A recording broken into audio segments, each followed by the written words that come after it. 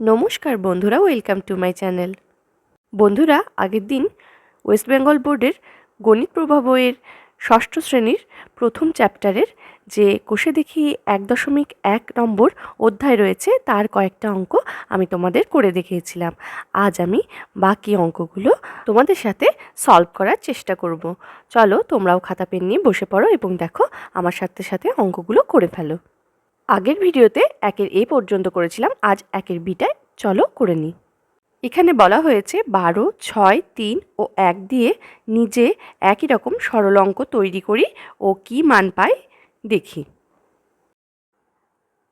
তাহলে এখানে প্রথমে 1-এর বি লিখে নিচ্ছি। তারপরে কি কি সংখ্যা দেওয়া ছিল?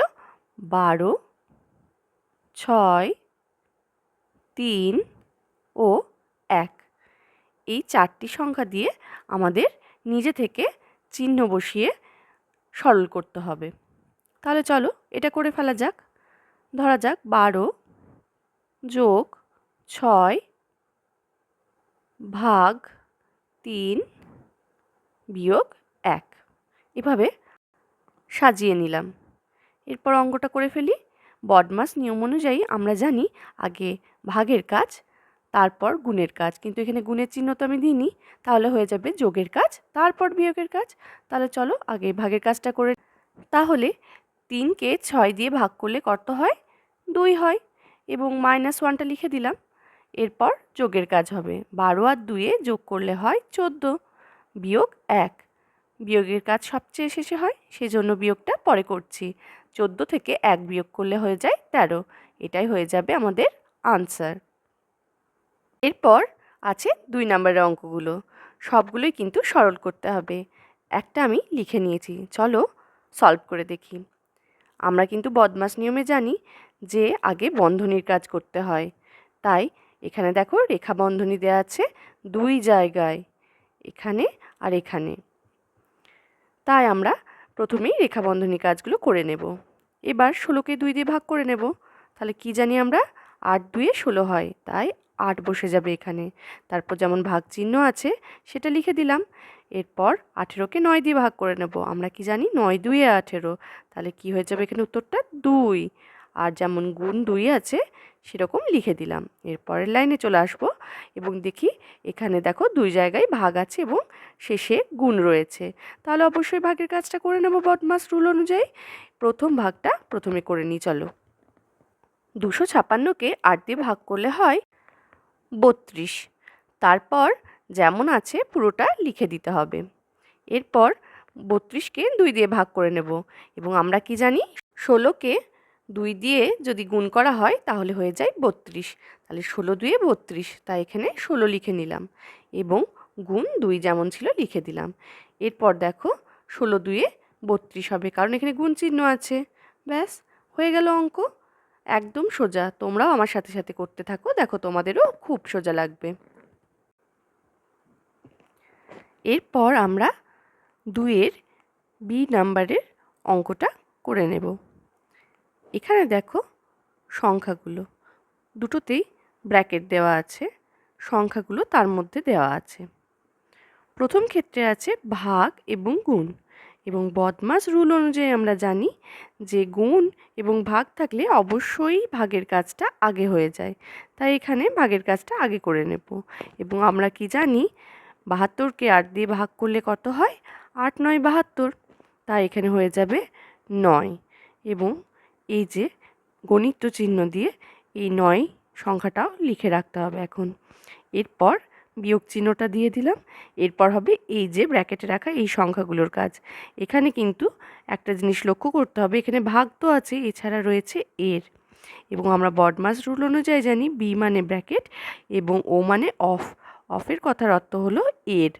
তাহলে এক্ষেত্রে অবশ্যই ভাগের আগে এর কাজ হয়ে যাবে, কারণ বদমাস নিয়ম অনুযায়ী আমরা জানি যে অফ এর পরে আসে ডিভিশনের কাজ, অর্থাৎ এর কাজ হবে তারপর হয়ে যাবে ডিভিশনের কাজ। তাই এক্ষেত্রে আমরা লিখে নেব 72 ভাগ, তারপর এর আছে তাই 8 এবং 9কে গুণ করে ফেলতে হবে। 8 9 72।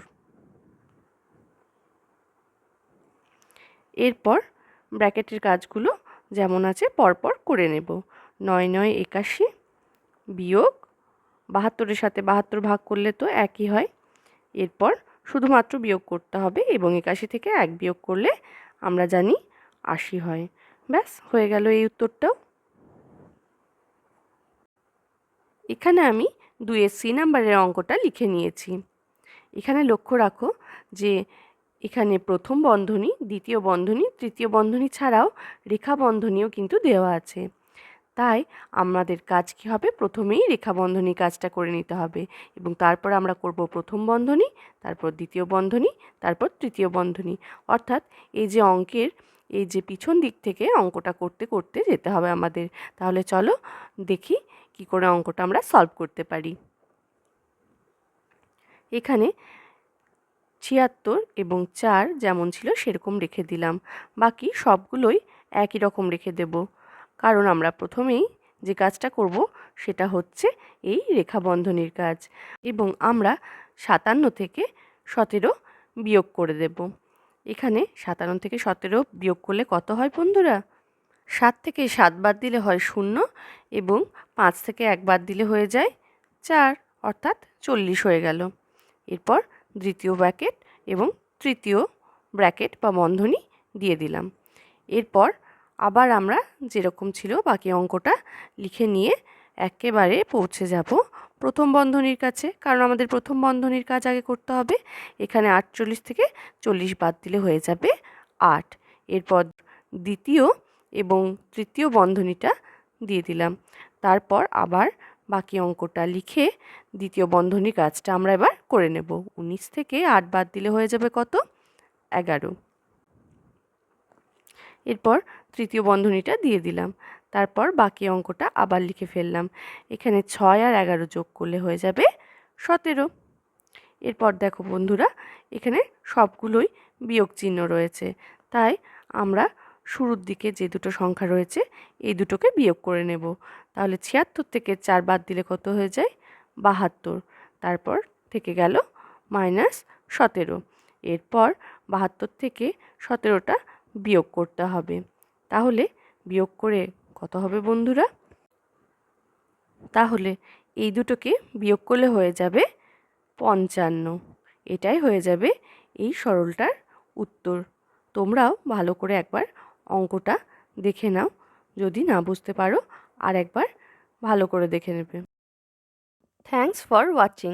আজকের ভিডিওটা এতটুকুই। পরে ভিডিওতে আবার দেখা হবে। ততক্ষণে চ্যানেলটাকে লাইক, শেয়ার এবং সাবস্ক্রাইব করে আমার পাশে থেকো। ধন্যবাদ।